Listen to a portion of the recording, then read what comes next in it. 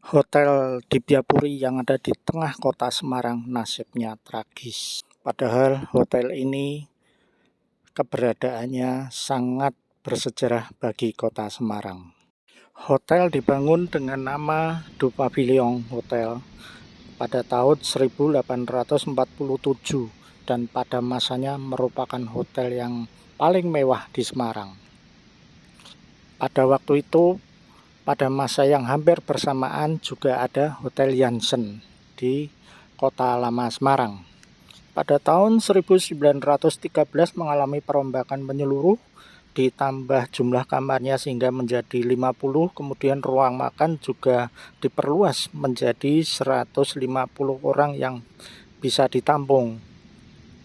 Perombakan itu untuk menyongsong penyelenggaraan Coloniale Tentoonstelling, yaitu pameran akbar internasional yang digelar di Semarang pada waktu itu. Pada awal-awal berdirinya, Raden Ajeng Kartini ketika berkunjung ke Semarang menginap di hotel ini dan ia mengagumi keindahan hotel ini dalam surat-surat yang dituliskannya. Kemudian Presiden Soekarno ketika ke Semarang juga menginap di Hotel Dibyapuri. Nama Dibyapuri dipakai sebagai nama setelah masa kemerdekaan dan kemudian juga berubah menjadi Hotel Inna Dibyapuri.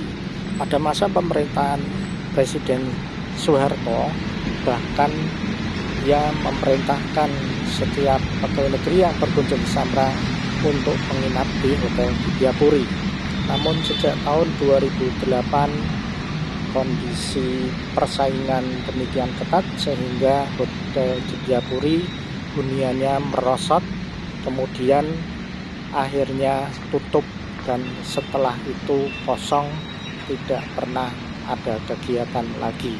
Namun seperti kita saksikan bahwa hotel ini masih menyisakan kemewahannya, interiornya bisa kita lihat, lantai dari marmer, lampu-lampu hias, lampu-lampu dinding masih terpasang sekalipun ada yang rusak dan mungkin akan dijarah, sedangkan lantai marmer masih terpasang sekalipun banyak kotoran kelelawar atau burung atau mungkin juga tikus yang berserakan di lantai, sedangkan pada bagian dindingnya sudah bertumbuhan banyak tanaman liar.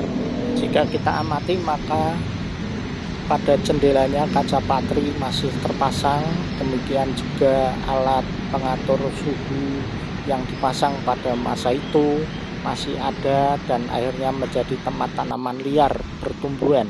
Dindingnya sebagian sudah rusak, atapnya juga sudah mengelupas, kemudian tidak ada lagi kecerahan warna pada catnya, sudah kusam. Plafon-plafonnya juga mulai rusak. Namun beberapa ornamen pada dinding masih terlihat terpasang. Padahal dahulu pada ruang ini terhampar karpet, kemudian juga kursi-kursi perabotan untuk tempat duduk pengunjung dan juga lobinya pada masa itu sangat mewah. Bila memasukinya memang langsung disambut dengan suasana yang mengenaskan. Tragis sekali kondisinya. Mereka yang pernah berkunjung ke Hotel Dibyapuri atau juga mantan-mantan karyawan tentu akan memendam rasa pedih yang amat sangat. Saya tidak berani naik ke lantai 2 karena oleh penjaga diingatkan ada beberapa ekor ular yang bersarang di atasnya. Tangga masih terbuat dari marmer, belum dijarah orang, dan pada tangga ini disebutkan pada masa lalunya tertutupi karpet dan ada besi-besi pengait besi yang dicat warna emas sehingga bila terkena cahaya menunjukkan kemewahannya. Ada lampu dinding yang masih terpasang.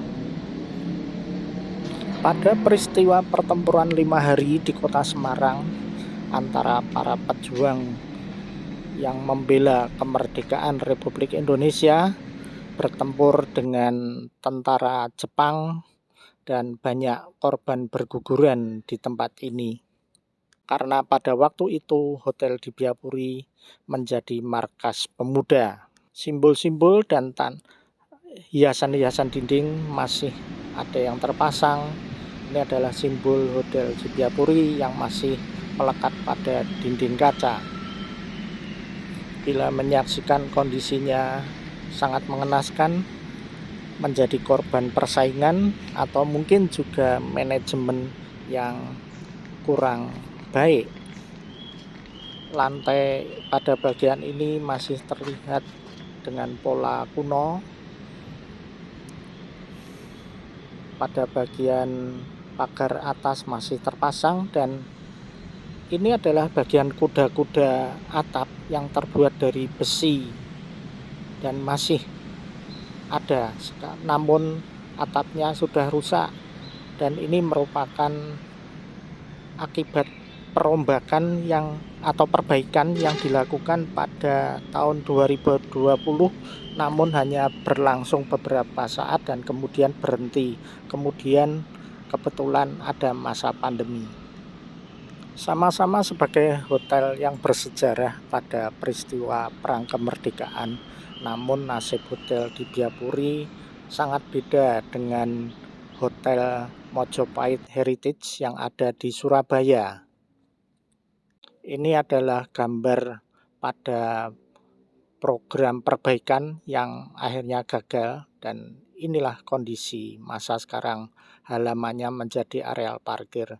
Kemudian beberapa dokumentasi kuno, koleksi Museum Tropen, interior, lobi, ruang makan, dan kemudian bagian-bagian wajah depan yang mengalami beberapa perombakan.